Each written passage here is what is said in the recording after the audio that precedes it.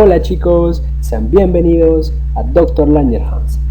El día de hoy estamos inaugurando el canal, estamos inaugurando también nuestra página de Facebook, nuestra página de Instagram como Dr. Langerhans. Pues si ustedes están siguiendo la secuencia de las publicaciones que estamos realizando en nuestras páginas, ¿sí? Se darán cuenta de que tetralogía de Fallot es el primer tema que hemos subido en nuestro segmento de cardiología en pediatría. Dicho segmento que se va a dividir en dos grandes partes. La primera parte en la que vamos a hablar de las cardiopatías cianóticas de tipo cianóticas más frecuente, y en el segundo grupo, en la segunda parte, vamos a hablar de las cardiopatías congénitas acianóticas más frecuentes. ¿Ok? Entonces, tetralogía de Fallot corresponde al primer grupo, conjuntamente con transposición de grandes vasos y con atresia tricuspidia. ¿Sí? Es una forma de recordar las tres T: tetralogía de Fallot, transposición de grandes vasos y atresia tricuspidia. Esas son las de tipo cianóticas más frecuentes, mientras que más adelante hablaremos de las acianóticas más frecuentes, que son pues la CIA, la CIB y el conducto arterioso persistente, que estaremos subiendo posteriormente en nuestras redes sociales, así que estén atentos. En los siguientes días estaremos publicando los resumen con adjuntado a su caso clínico y adjuntado a sus preguntas. ¿Ok? Esa es la temática que estamos siguiendo en la página. Publicar resumen, caso clínico y preguntas para que puedan aplicar sus conocimientos. Así que estén pendientes de lo que vamos a estar subiendo. ¿Ok? Muy bien. Entonces, tetralogía de Fallot es el primer tema que vamos a tratar. Y como en todo tema, vamos a tratar de enfocar en 4 puntos específicos, ¿sí? Bueno, esto va a ser el enfoque en general de todas las patologías que vamos a ver en el canal, ¿sí? Porque es básicamente lo que los médicos nos preguntan, lo que vienen en los exámenes de NAM, de salud, de residente médico, en los exámenes que nos dan en nuestra facultad, también vienen enfocados a estos 4 puntos, ¿sí? A la etiología o las causas de las enfermedades, la clínica, ¿sí? Los signos y síntomas, cómo es que reconozco a una persona con la enfermedad, cómo diagnostico si tiene la enfermedad y cómo lo trato. Esos son los 4 puntos en los que siempre se basan, ¿ok? Pero en este canal también trataremos de enfocar bien la fisiopatología. ¿Por qué? Pues porque cuando uno conoce bien la fisiopatología de una enfermedad, entonces le es mucho más fácil entender la clínica, entender el diagnóstico y entender cómo se trata. ¿Ok? Le vamos a dar un enfoque también a la fisiopatología. Y por ahí, de acuerdo a la patología, de acuerdo a la enfermedad que estemos tratando, también podemos tratar algún otro punto, como por ejemplo en el caso de la tetralogía de Fallot, vamos a ver esto que es importante, que es el manejo de las crisis hipoxémicas o hipóxicas, que la vamos a ver más adelante. ¿Okay? Entonces, sin más preámbulo, vamos a empezar con tetralogía de Fallot. Entonces, ¿qué es esta enfermedad? Pues es una cardiopatía de tipo de las conotroncales, es de la familia de las conotroncales, así se le conoce. Pero ¿qué es el cono, tronco o infundíbulo? Recordando anatomía básica, pues diremos que es aquello que se encuentra por debajo, ¿sí?, de las válvulas pulmonar y aórtica, ¿sí? Aquella porción del ventrículo que se encuentra justo por debajo del origen de las grandes arterias. Entonces diríamos que tenemos un cono infundíbulo tronco pulmonar y uno también aórtico. Pero en sí al aórtico no le suelen llamar de esa forma, no le suelen llamar cono infundíbulo tronco. Básicamente a esta región se le llama así, ¿sí? Entonces, ¿qué es pues una cardiopatía conotroncal? Es un defecto a nivel de este cono o tronco o infundíbulo. Entonces, este cono tronco infundíbulo como pueden darse cuenta, tiene aquí un tabique, ¿sí? Eso que estoy sombreando de verde es un tabique que le pertenece o que está en la región del cono infundíbulo tronco. ¿Y cómo se llamará al tabique? Pues tabique infundibular, conal o troncal. ¿Y qué es lo que separa este tabique? Porque un tabique quiere decir o hace referencia a una estructura que está separando dos cosas, ¿sí? Entonces este tabique separa al origen de esta gran arteria, que es la arteria pulmonar, de la otra, que es la arteria aorta. Entonces separa a los orígenes de las dos grandes arterias. Habiendo explicado esto, entonces vamos a entender de qué es lo que se genera, ¿sí? Pues se genera un defecto, ¿sí? Un defecto, chicos, en la desviación de este tabique, pues el tabique se desvía hacia la parte anterior, ¿ok? Este tabique infundibular le corresponde al tabique ventricular. Acá estoy interventricular, acá estoy tratando de dibujar el tabique interventricular, ¿sí? En un corazón normal, y pues este tabique infundibular le corresponde a la parte más alta del tabique interventricular, a la parte más alta, ¿okay? Entonces, al haber un defecto y al desviarse este tabique infundibular hacia adelante, genera que en este corazón de estos pacientes se produzcan 4 cambios anátomo-funcionales. Por ello es que se conoce como tetralogía, pues no hace referencia a 4 cosas, ¿sí? Que se generan, tetra, ¿ok? Entonces, ¿cuáles son esas 4 cosas que se generan, esos 4 cambios anátomo-funcionales? Lo vamos a recordar de esta forma, como la BCDE, ¿sí? Una forma de recordarlo fácil. ¿Y qué es la BCDE? Pues es un ventrículo derecho que se hipertrofia, ¿sí? Una comunicación interventricular, una dextroposición de la aorta o cabalgamiento y una estenosis pulmonar. ¿Pero qué es eso? Tranquilo, que a continuación te voy a explicar paso a paso, ¿ok?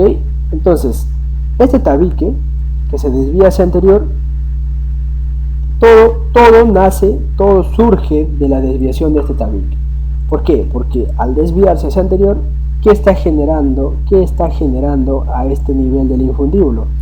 Que el diámetro del infundíbulo se reduzca, ¿sí? ¿Y cómo se llama la reducción del diámetro de una cavidad, de un conducto? Se llama estenosis. Entonces está produciendo una estenosis pulmonar. Y esta estenosis puede ser a nivel de la válvula, ¿sí? A nivel de las valvulitas que vemos acá, ¿sí? O puede ser a nivel del infundíbulo o por arriba de la válvula. Eso lo vamos a explicar posteriormente. Entonces, esto es lo primero que se genera, una estenosis a nivel de la válvula pulmonar. Es el primer cambio que se genera. ¿Ok? ¿Qué más? Esta desviación anterior, ¿qué está generando? Que este tabique sea discontinuado, que se separe, o sea, está creando un orificio a este nivel, que comunica el ventrículo derecho con el ventrículo izquierdo. Entonces, ¿cómo se llamará esto? Pues se llamará CIV, ¿verdad? Comunicación interventricular, que es el que permite el cortocircuito, la mezcla de sangre entre arterial y venosa. ¿Qué más? Entonces tachamos comunicación interventricular. ¿Qué más genera? Genera también que, pues por aumento de la presión a este nivel del ventrículo derecho, a que el ventrículo derecho, que el miocardio se hipertrofie. Entonces acá estamos viendo un ventrículo derecho hipertrofiado. Ese es el otro cambio que se genera, ¿sí? Ese es el otro cambio que se genera, un ventrículo derecho hipertrofiado. ¿Pero por qué es hipertrofia? ¿Por qué? Porque como está habiendo una obstrucción a este nivel de la válvula pulmonar, esto está generando pues que aumente la presión interna del ventrículo derecho y haga que la sangre se vaya hacia el ventrículo izquierdo y hacia la aorta a través de la comunicación interventricular. Entonces se está aumentando la presión interna del ventrículo derecho y eso genera la hipertrofia del ventrículo derecho. Aparte de que pues al desviarse la sangre ahora hacia la arteria aorta, pues el ventrículo derecho tiene que trabajar más para vencer una resistencia mayor. Por eso es que el ventrículo derecho se hipertrofia, por aumento de la presión interna del ventrículo derecho y por la resistencia mayor que tiene que vencer ahora al eyectar la sangre desoxigenada a la arteria aorta, ¿sí? Que tiene una resistencia vascular mucho mayor. Entonces, eso es el otro cambio, ¿sí? Hipertrofia del ventrículo derecho. ¿Y qué más? ¿Cuál es el último cambio anatomofuncional? Es la dextroposición de la arteria aorta. Pues, ¿a qué hace referencia eso? Que nosotros sabemos que la arteria aorta en un corazón normal, en una anatomía normal, sale del ventrículo izquierdo. Pero en este defecto, en esta cardiopatía, al haber este defecto del tabique infundibular, hace que la arteria, el origen de la arteria pulmonar, se corra hacia la derecha, se dextroposicione a la derecha. Entonces de ahí sale este nombrecito raro que le parece, ¿no? Se posiciona a la derecha, dextroposición de la aorta, ¿sí? Se corre hacia la derecha, y al correrse hacia la derecha, ¿qué genera? Que la aorta ahora ya no se encuentre en la salida del ventrículo izquierdo, sino se encuentre justo por arriba del tabique interventricular, Entonces, ¿qué hace referencia lo que está por arriba de algo? Pues ese hace referencia al cabalgamiento, ¿no? Cabalgar quiere decir aquello que está sobre de algo, ¿no? Entonces la arteria aorta se coloca justo por arriba del ventrículo derecho, entonces lo está cabalgando, así que se llama cabalgamiento del tabique interventricular de la arteria aorta. Entonces a este defecto lo podemos llamar de dos formas, como dextroposición de la aorta, debido a que la aorta se corre hacia la derecha, se posiciona hacia la derecha, y cabalgamiento del tabique interventricular, porque la aorta se coloca justo por arriba del tabique interventricular. Creo que está explicado claro, ¿sí? Los 4 cambios anatomofuncionales. Se van a preguntar cuáles son las cuatro características, cuáles son los 4 cambios anatomofuncionales que se generan en la tetralogía de Fallot. Pues de ahí viene, ¿no? De tetralogía, de 4 cambios que se generan en el corazón, producto de esta desviación anterior del tabique infundibular. ¿Ok? Creo que ha quedado claro esta parte. Muy bien, entonces continuemos explicando la epidemiología y la etiología de la enfermedad. Acá lo que importa es saber que está muy ligado, ¿sí?, al síndrome de Down, está muy asociado al síndrome de Down. Es más, en los casos clínicos que nos pongan de tetralogía de Fallot, es muy probable que nos pongan pues que el paciente tiene rasgos del síndrome de Down, ¿sí? Es casi por defecto de que va a ser tetralogía de Fallot el diagnóstico, ¿ok?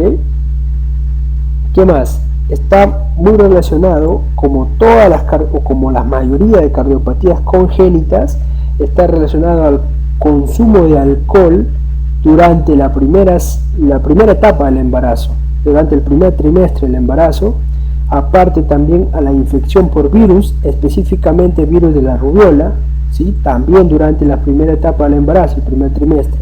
Entonces básicamente son, acordarse estos 3 puntos que son lo más común, o bueno, lo que uno debe saber, ¿sí?, dentro de la etiología, es que está muy asociado al síndrome de Down, al consumo de alcohol y a la infección vírica durante la primera etapa del embarazo. Aparte también podríamos mencionar que es la segunda cardiopatía de tipo cianótica más frecuente, solamente por detrás de la atresia tricúspide, ¿sí? Las cardiopatías congénitas más frecuentes son en ese orden, ¿sí? Primero es la CIB, ¿sí?, la comunicación interventricular, luego viene la atresia tricúspide y luego ya vienen la CIA y la tetralogía de Fallot, ¿sí? Pero dentro de las de tipo cianóticas es la segunda más frecuente por detrás de la atresia tricúspide. También hasta el 25% puede estar asociado a alteraciones genéticas a nivel de cromosoma 22, como de lesiones, mutaciones a nivel de cromosoma 22, a aquellas patologías que están asociadas a estas lesiones o mutaciones del cromosoma 22 se le conoce como la familia de las CASH22, ¿sí?, y que tiene síntomas clínicos, tiene la clínica del síndrome de Dior, que son básicamente malformaciones en la cara, hipoplasia del timo o bloqueos cardíacos, ¿sí? Pero lo importante, como voy a recalcar, síndrome de Down, alcohol e infección durante la primera etapa del embarazo. Fisiopatología. Entonces, para explicar la fisiopatología, primero tenemos que recordar algunos datos claves de la circulación fetal y también de la circulación normal del corazón, que bueno, esto lo conocen mejor ustedes, ¿sí? Pero la circulación fetal quizás no recuerden mucho, vamos a recordar un poco, ¿sí? De manera rápida. Entonces, en la circulación fetal sabemos que se va a dar pues por la vena, ¿sí? La vena umbilical, sabemos que hay una vena umbilical y dos arterias umbilicales, ¿sí? En este caso, la vena umbilical va a ser pues la que lleva la sangre rica en oxígeno, ¿no? La sangre arterial, la sangre oxigenada, mientras que las arterias umbilicales llevarán pues la sangre desoxigenada a la placenta. Entonces la sangre oxigenada viene de la placenta a través de la vena umbilical, que pues esta llega a nivel del hígado, y a nivel del hígado esta vena umbilical va a tener una comunicación, ¿sí? Va a tener una mezcla de sangre con la irrigación portal, ¿sí? Y luego de esta mezcla que hay con la irrigación portal pasa a desembocar a nivel de la vena cava inferior, ¿sí? A nivel de la vena cava inferior. Entonces la vena cava inferior en este caso va a recibir sangre arterial, ¿sí? Sangre arterial mezclada también con la sangre venosa que está llevando pues esta vena cava inferior. Entonces la sangre arterial llega a nivel del atrio derecho, ¿sí? El atrio derecho pasa al ventrículo derecho, que este ventrículo derecho también está recibiendo la sangre venosa que está viniendo de la vena cava superior, vena cava inferior, ¿sí? Entonces aquí va a haber un shunt, ¿sí? Va a haber una mezcla de sangre arterial y sangre sistémica, y pues el ventrículo derecho la va a inyectar, ¿sí? La sangre hacia el tronco pulmonar, y del tronco pulmonar va a ir a través del ductus arterioso hacia la aorta para irse a la circulación sistémica, ¿sí?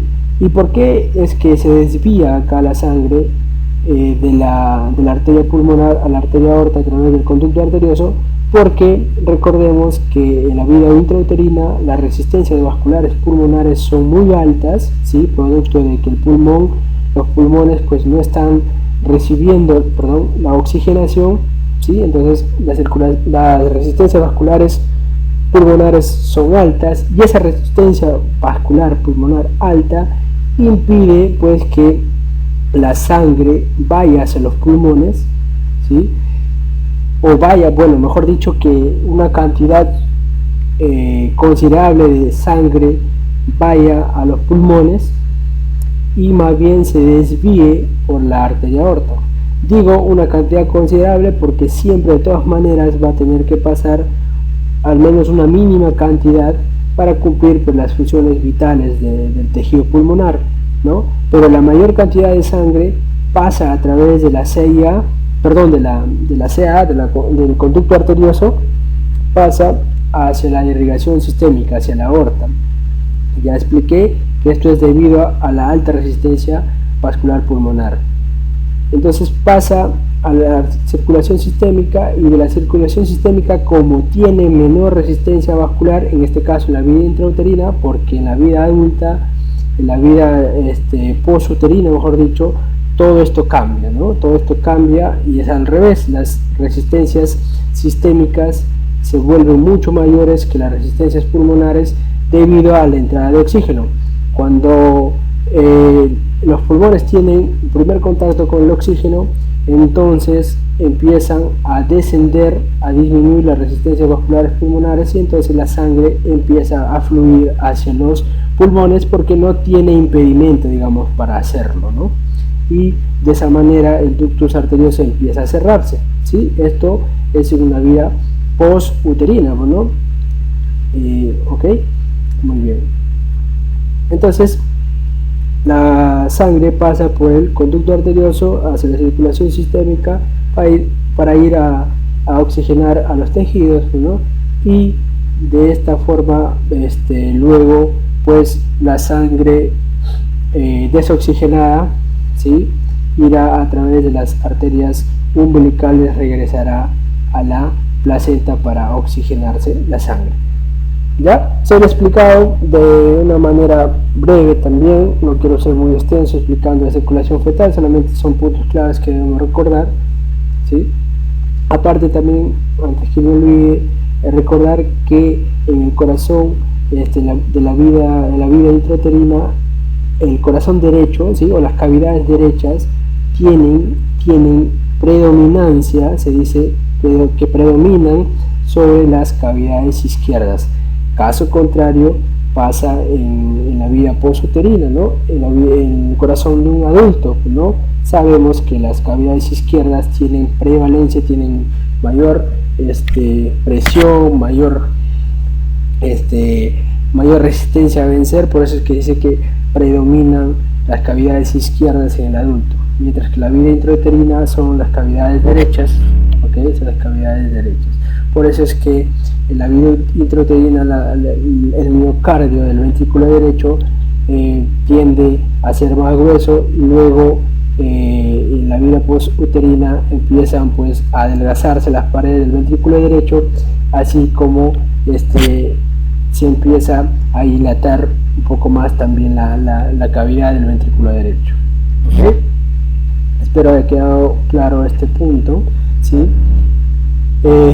En la circulación normal pues sabemos que la sangre desoxigenada llega al atrio derecho, del atrio derecho, ventrículo derecho, a través de la tricuspidia, del ventrículo derecho a través de la pulmonar a las arterias pulmonares que van al corazón, el corazón se oxigena en los pulmones se oxigena la sangre, regresa a través de las venas pulmonares, atrio izquierdo, a través de la válvula mitral, ventrículo izquierdo, y a través de la válvula aorta va hacia todo el sistema, ¿sí?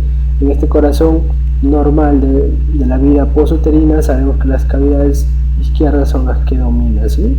Por eso es que el ventrículo izquierdo tiene pues un miocardio mucho más grueso, ¿no? Unas paredes más gruesas, porque tienen que vencer mayor resistencia, que es la resistencia sistémica, ¿ok? Bien, ahora sí, explicar la fisiopatología. Yo creo que me he demorado a explicar, o me estoy demorando en explicar la fisiopatología, porque la verdad es el fundamento para entender la clínica, ¿sí?, el diagnóstico y el tratamiento también, ¿ok?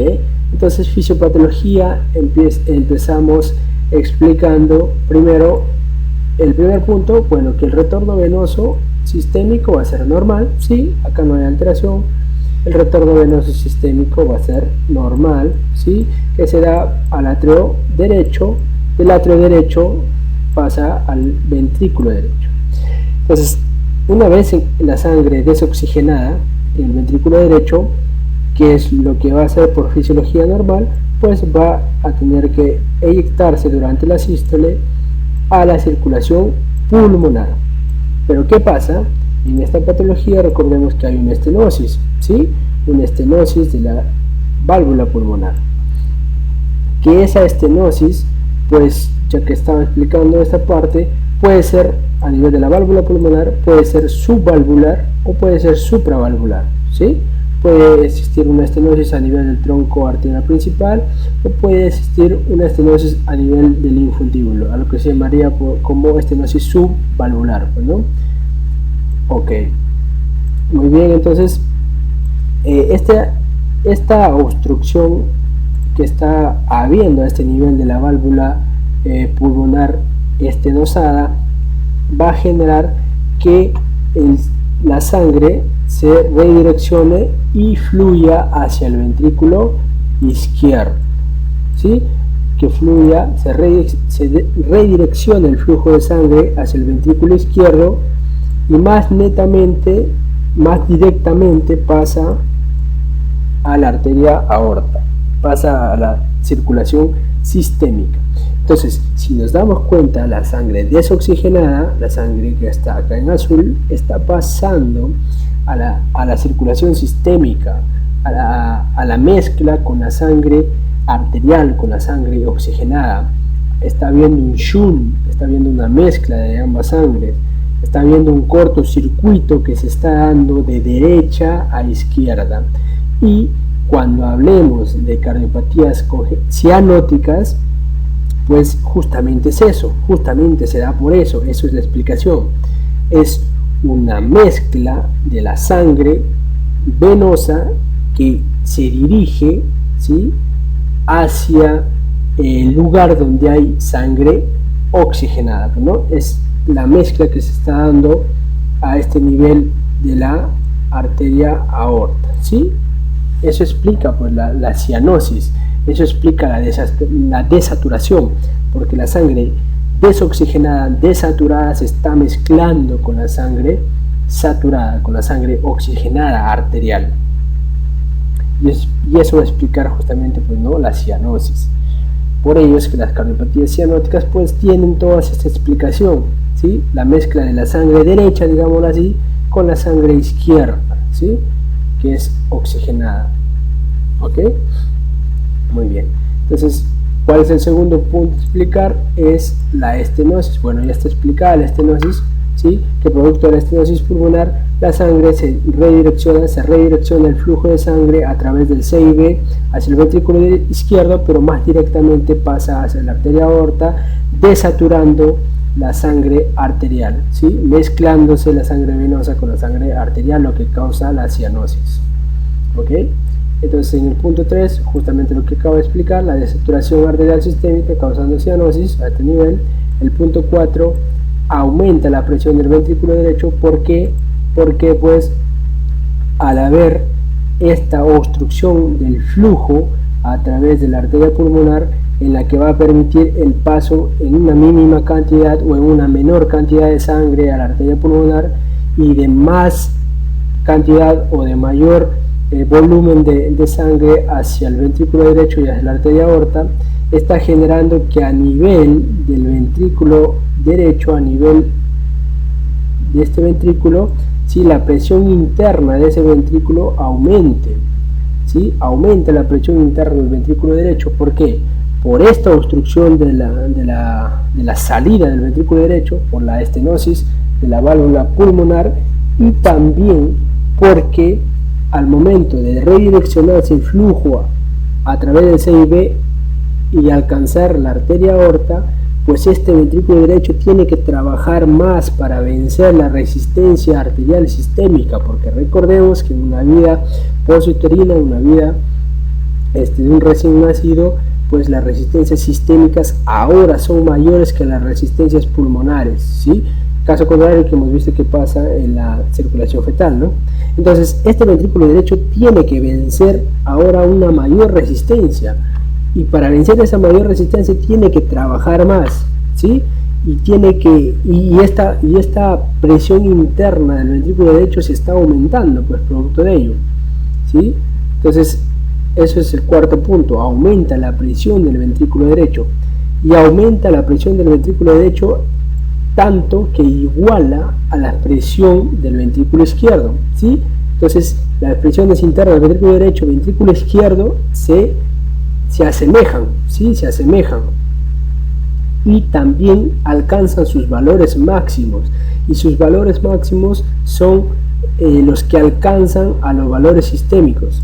¿Ok? Entonces, en resumen, ventrículo derecho, ventrículo izquierdo alcanzan presiones máximas que son presiones parecidas a la presión arterial sistémica, pues, ¿no? Porque es la presión que tienen que vencer para inyectar la sangre hacia la arteria aorta, ¿sí?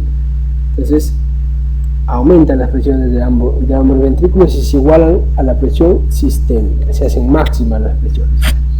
Muy bien, creo que también eso está claro. El grado de estenosis, ¿sí? El grado de estenosis por el grado de estenosis pulmonar es la que va a determinar qué cosa, el inicio de los síntomas y el grado de cianosis, además la hipertrofia del ventrículo derecho. ¿Por qué?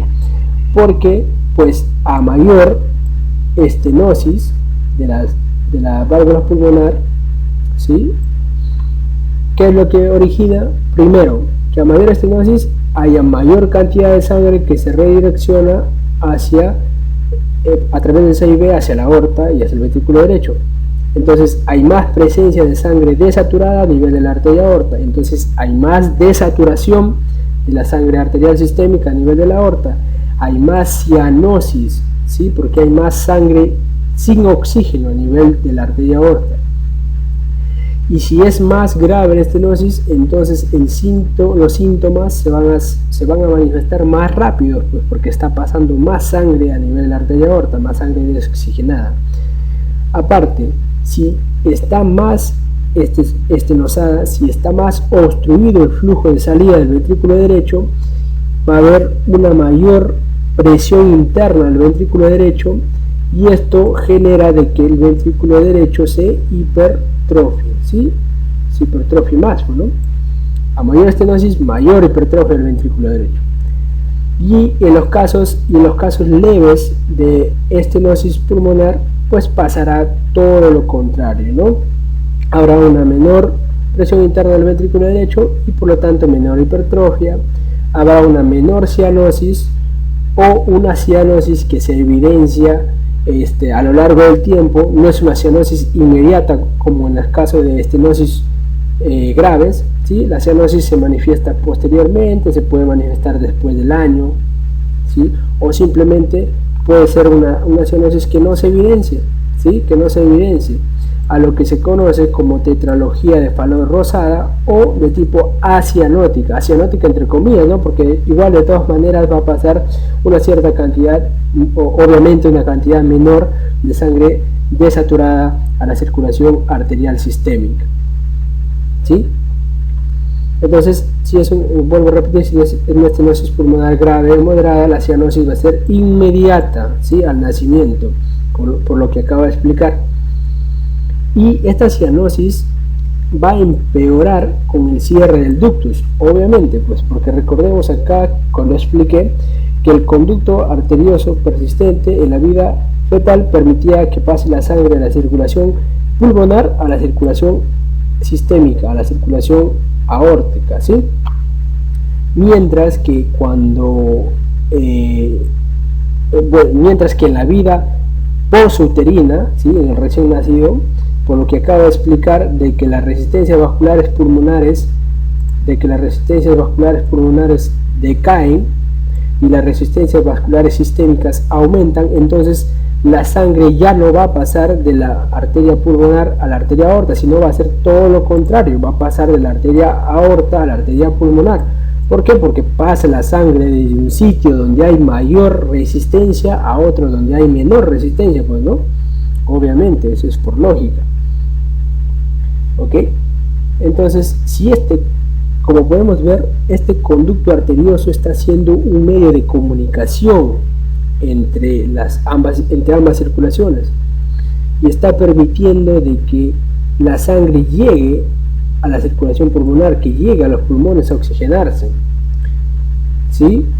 En casos de que la estenosis sea grave, pues porque producto de que esta estenosis es grave, recordemos que acá no está pasando mucha sangre a la circulación pulmonar, mientras que por acá sí pasa, ¿no?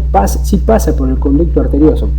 Pero ¿qué pasa si este conducto arterioso se empieza a cerrar? Porque el conducto arterioso se empieza a cerrar las primeras semanas posteriores al nacimiento, entonces se empieza a cerrar y ¿qué pasa? Ya no va a haber esta comunicación, entonces va a disminuir más todavía la circulación pulmonar, va a llegar menos sangre a los pulmones a oxigenarse, la cianosis va a ser más grave, ¿sí? Más grave porque menos sangre se está oxigenando en los pulmones y hay más sangre desoxigenada a nivel de la arteria aorta, a nivel de la circulación sistémica, la cianosis va a ser más grave.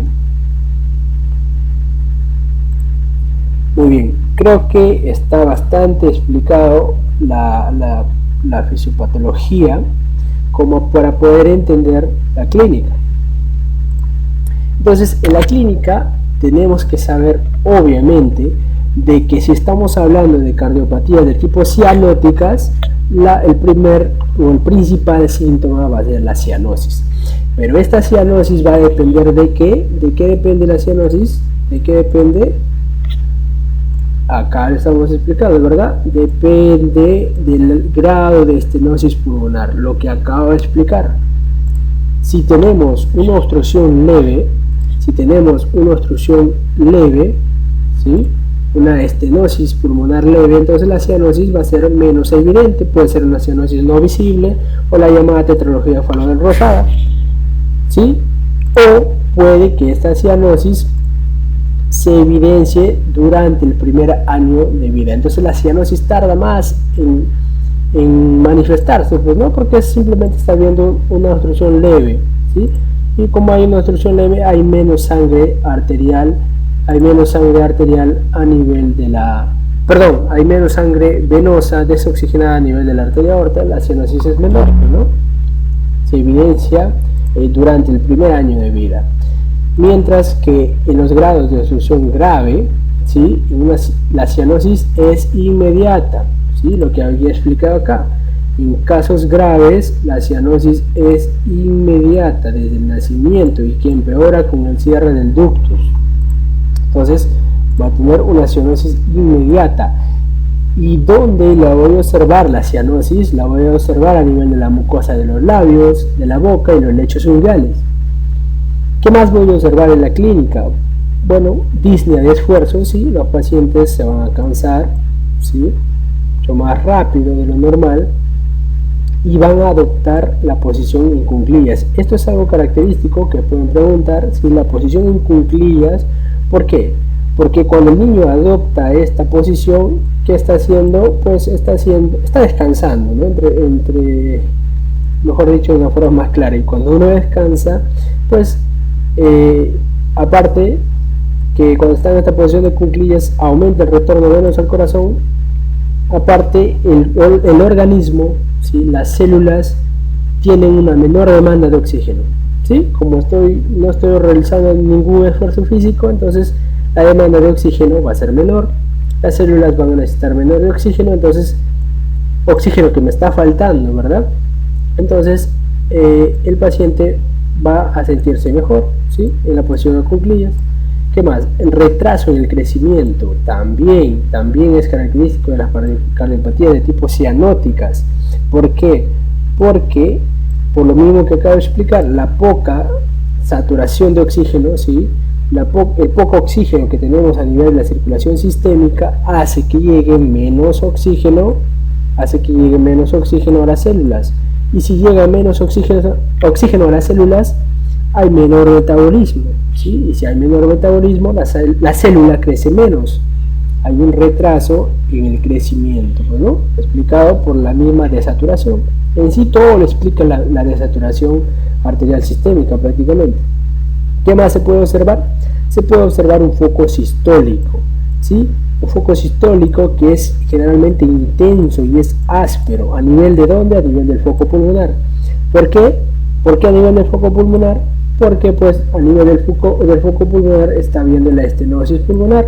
Entonces la sangre choca aquí en esta estenosis pulmonar y genera un soplo intenso, áspero, ¿sí? Muy bien. El hipocratismo cianótico, ¿sí? O también llamado los dedos en palillo de tambor, que se da pues también producto de la desaturación sistémica. Pero se trata de explicar este hipocratismo cianótico porque se dice que a nivel del endotelio vascular de los dedos, ¿sí? De las partes distales de los dedos, a nivel del endotelio vascular se estimula a que los fibroblastos secreten factores de crecimiento, ¿sí? Factores de crecimiento que hacen que las partes distales de los dedos se engruesen, ¿sí? Crezca el tejido, ¿no? Prácticamente. Y esta estimulación, digamos, del endotelio vascular, para que estimulen a su vez a los fibroblastos a la producción de factores de crecimiento, se dice que se da por la desaturación sistémica, ¿sí? Por la desaturación sistémica. Muy bien. Ahora, ¿cómo diagnostico al paciente? Pues primero le voy a pedir hematocrito y hemoglobina. Esto es característico, ¿eh? En los casos clínicos, es más, en el caso clínico que hemos puesto en nuestra página, lo he marcado porque pues ahí se evidencia que aumente el hematocrito y la hemoglobina. ¿Por qué? Simplemente por un mecanismo de compensación pues del cuerpo, ¿no?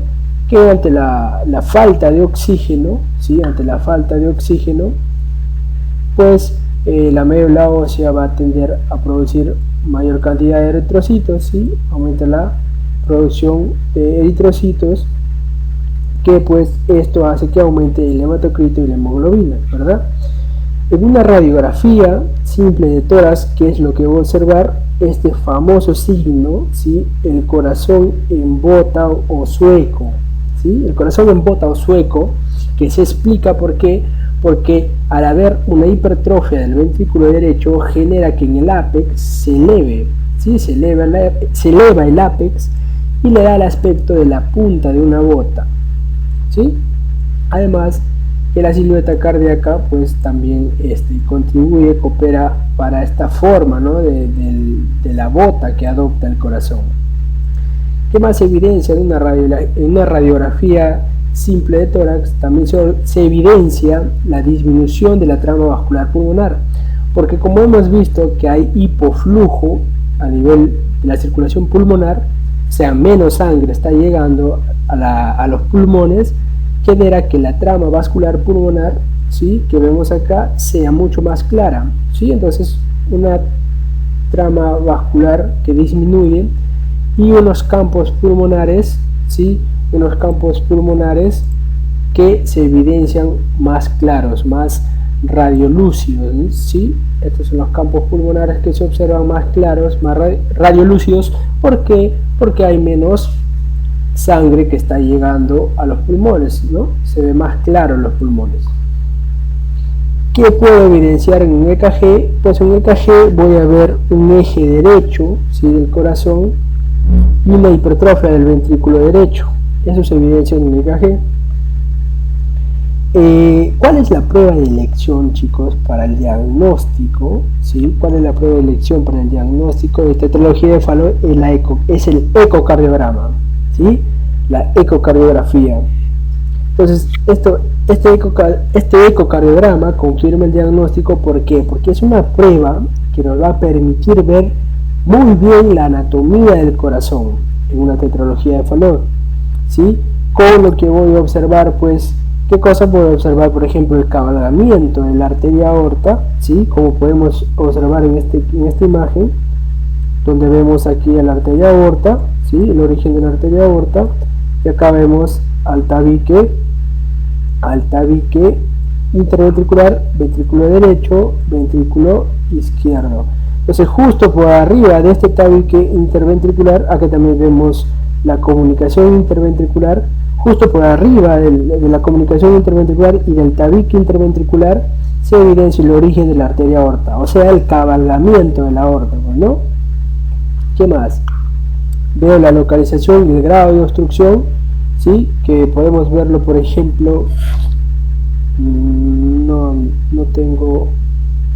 podemos ver acá, por ejemplo, en este ecocardiograma, donde podemos ver también una obstrucción del flujo pulmonar, pero a nivel de las arterias pulmonares, ¿sí?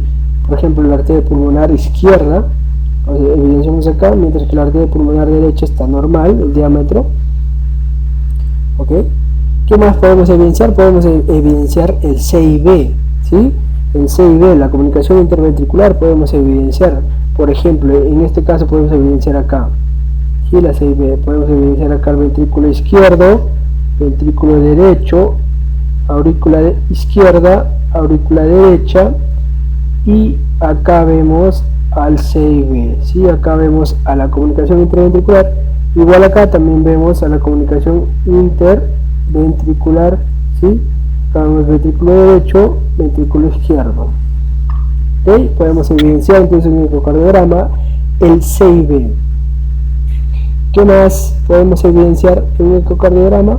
Pues también podríamos evidenciar la anatomía de las arterias coronarias, aunque esto mejor nos lo muestra la cateterización y la arteriografía, ¿sí? Pero básicamente nos basta con el ecocardiograma, eso quiero que quede claro, para confirmar el diagnóstico, ¿sí? Porque como podemos ver, nos evidencia cabalgamiento, nos evidencia comunicación interventricular, nos evidencia estenosis pulmonar o estenosis también de las arterias, de las ramas de la arteria pulmonar, ¿sí? Algo que quiero explicar, ya que he explicado esto de la estenosis, es que la estenosis pulmonar puede ser a nivel de la válvula pulmonar, a nivel del infundíbulo, a nivel de las arterias, del tronco de las arterias pulmonares. Pero también hay casos graves en que no solamente se cursa con estenosis, sino que hay una atresia de la válvula pulmonar. ¿Qué quiere decir atresia? Impedimento total, cierre total del diámetro, ¿no? Del orificio de salida, del tracto de salida del ventrículo derecho. Entonces, esta atresia, puede ser también a nivel valvular, puede ser una atresia a nivel del tronco, ¿sí? En la que hay la presencia de un anillo que separa el tronco principal de la arteria pulmonar de la válvula pulmonar. Puede ser que haya ausencia del tronco principal de la válvula pulmonar, o puede ser que haya atresia a nivel de las ramas pulmonares en las que se evidencia discontinuidad de las ramas pulmonares. Así como también a nivel de las ramas pulmonares puede haber simplemente una estenosis, ¿no? Como podemos ver en este caso, pues, ¿no? En este ecocardiograma podemos ver simplemente una disminución del diámetro, una estenosis, que sería una estenosis supravalvular, ¿no? Porque se encuentra por arriba, pues, obviamente, de la válvula pulmonar. ¿Qué más podemos evidenciar en el diagnóstico? También nos puede ser de utilidad el cateterismo, que en sí el cateterismo cardíaco se utiliza solo si el ecocardiograma es dudoso, ¿sí? ¿Y qué nos puede brindar, qué información nos puede brindar el cateterismo? Un diferencial de presiones, ¿sí? Y de saturación de oxígeno a nivel de las cavidades, a nivel de la arteria. Por ejemplo, a nivel de las cavidades podré ver que las presiones de los ventrículos derecho e izquierdo se igualan y son similares a la presión arterial sistémica, mientras que el diferencial de saturación, puedo observar que a nivel de la arteria aorta la saturación se ha disminuido, ¿no?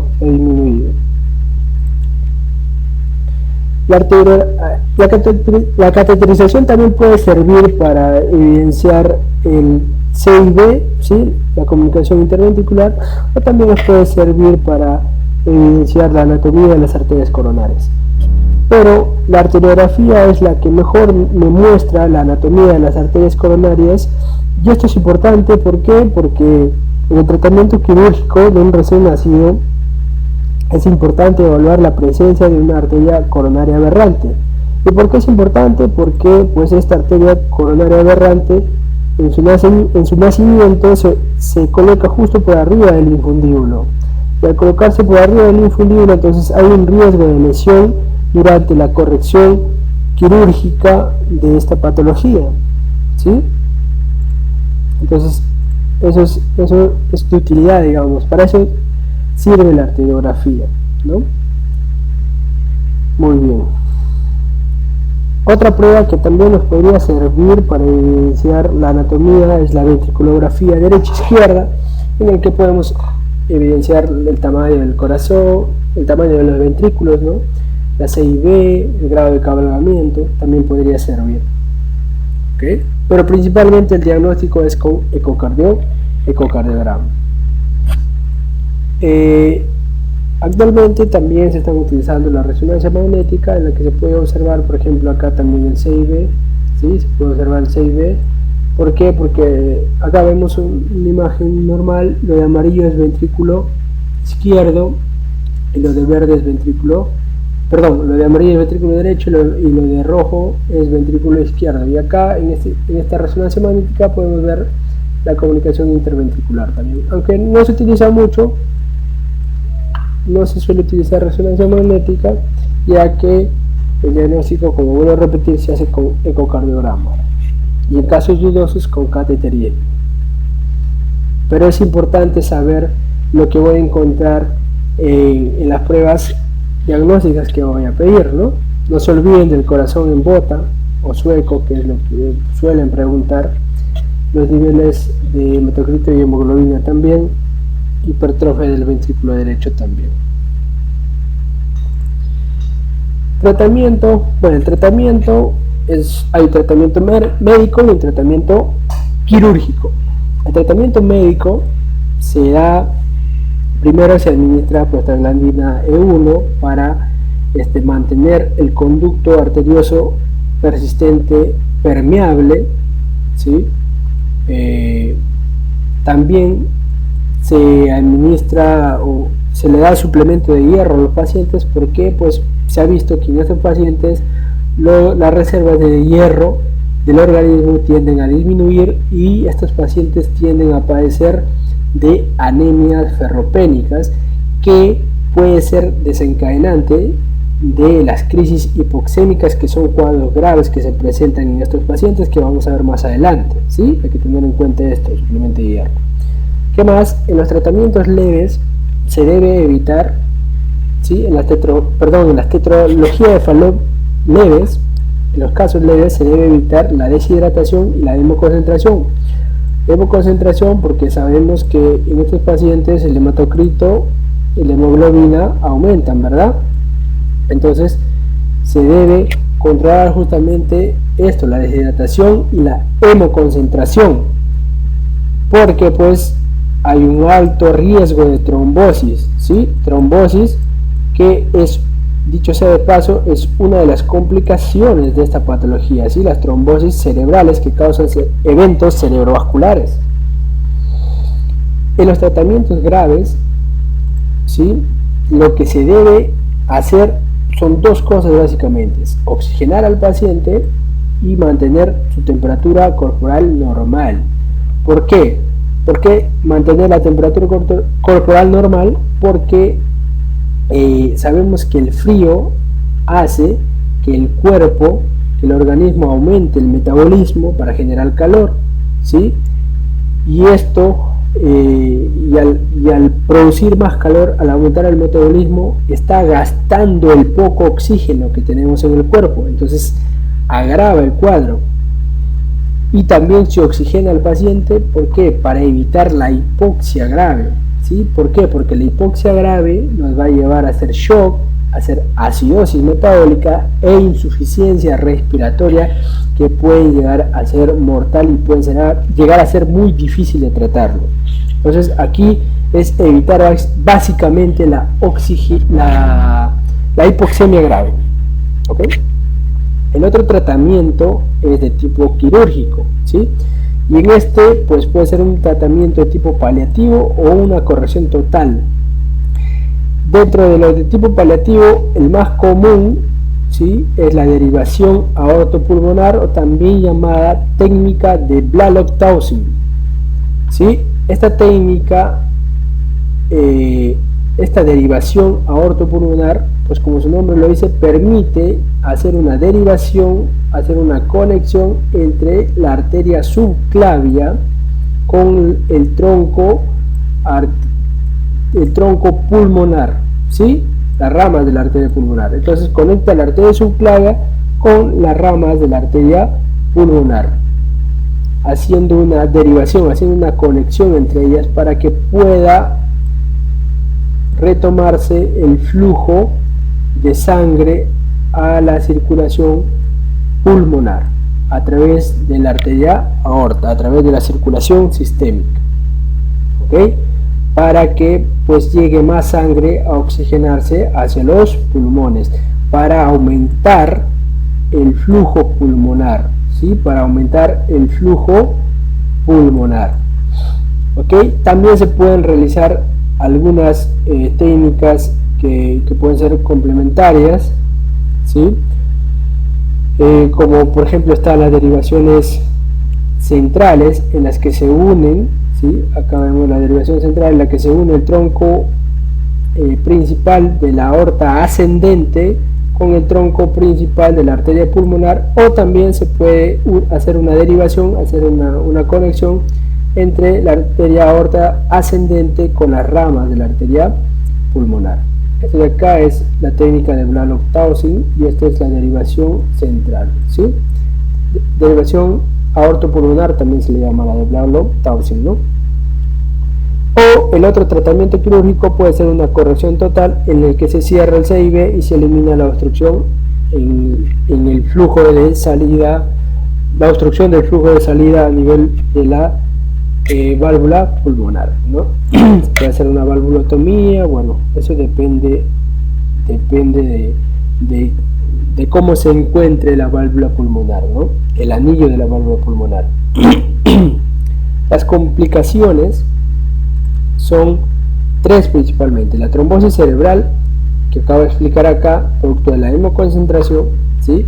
Es más, en pacientes adultos con tetralogía de Fallot y eventos cerebrovasculares previos, se debe hacer un tratamiento de corrección, un tratamiento quirúrgico inmediato, ¿sí? Para evitar justamente un nuevo evento cerebrovascular.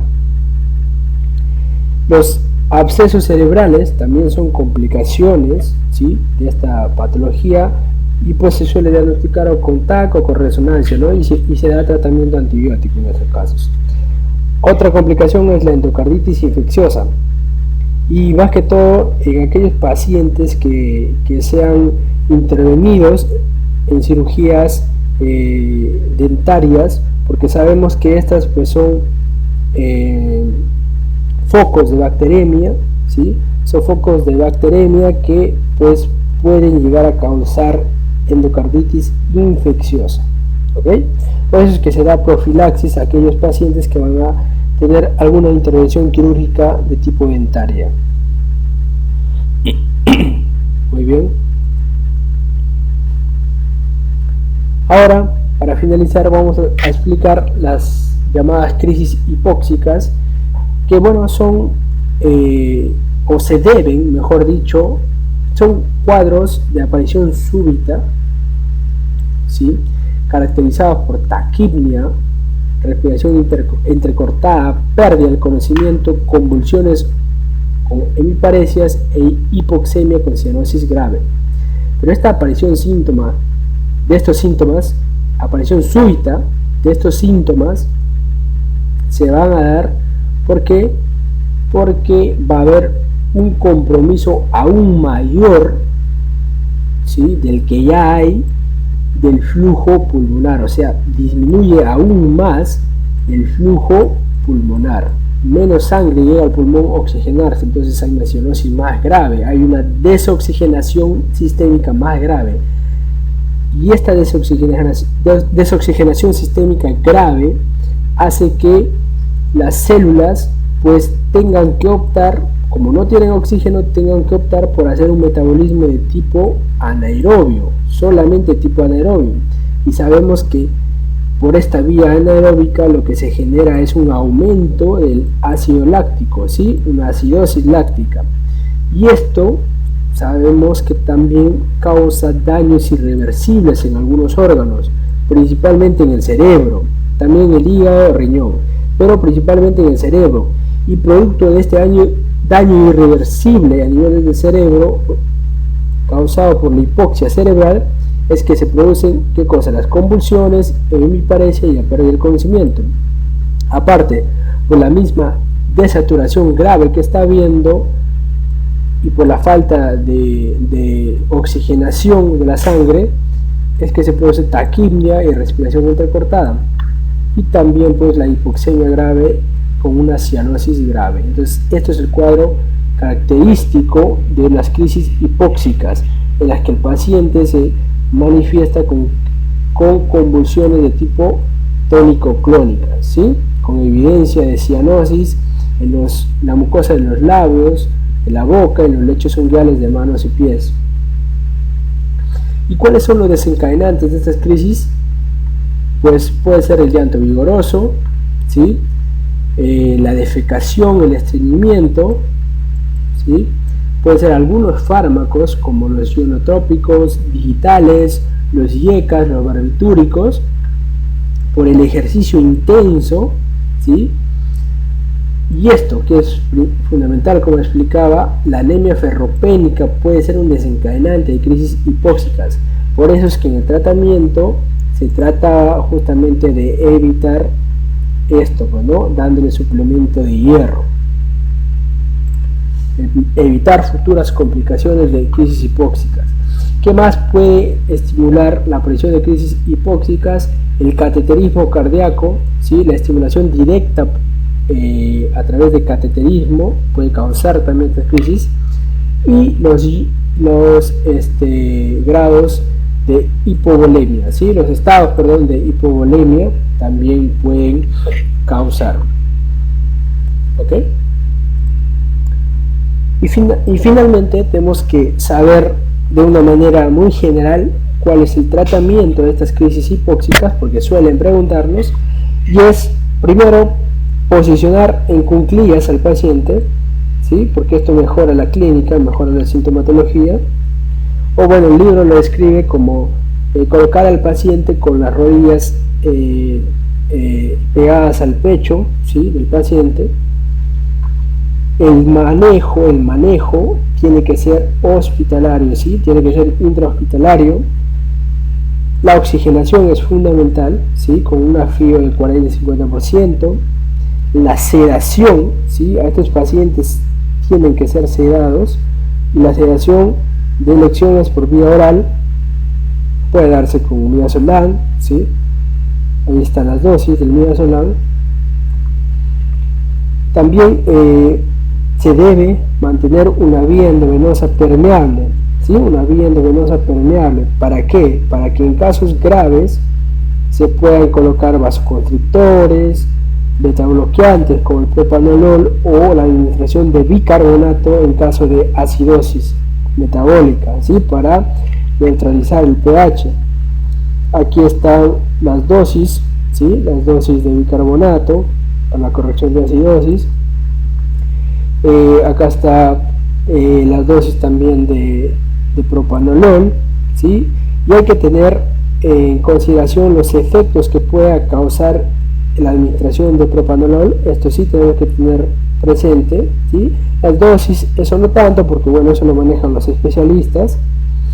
Los efectos sí del propanolol, que básicamente es un inotrópico negativo que causa bradicardia, ¿no? Y puede causar también aumento de la vasoconstricción, el retorno venoso y aumento del gasto cardíaco. Eso puede producir, esos son los efectos que tiene el propanolol, ¿sí? Y también la administración de prostaglandina intravenosa durante la crisis es importante, ¿ok? Con la finalidad, pues obviamente, de mantener permeable el conducto arterioso para que el cuadro sea pues de menor gravedad, ¿no? Para tratar de revertir el cuadro. Y es más, esta administración intravenosa de prostaglandina se tiene que administrar antes, durante y después de las cirugías cardíacas también. Bueno, acá está la dosis, ¿sí? Ahí están las dosis, y hay que tener presente principalmente que la administración de prostaglandina nos genera pues un riesgo de que el paciente pueda sufrir apnea, ¿sí? Principalmente apnea, pero también puede producir bradicardia, hipotensión o un paro cardíaco. También puede producir convulsiones y CID, pero principalmente producir apnea, ¿sí? Apnea. Bueno, chicos, espero haya sido de utilidad, ¿sí? Y nos estaremos viendo en próximos videos, así que muchas gracias por su atención y nos vemos hasta la próxima.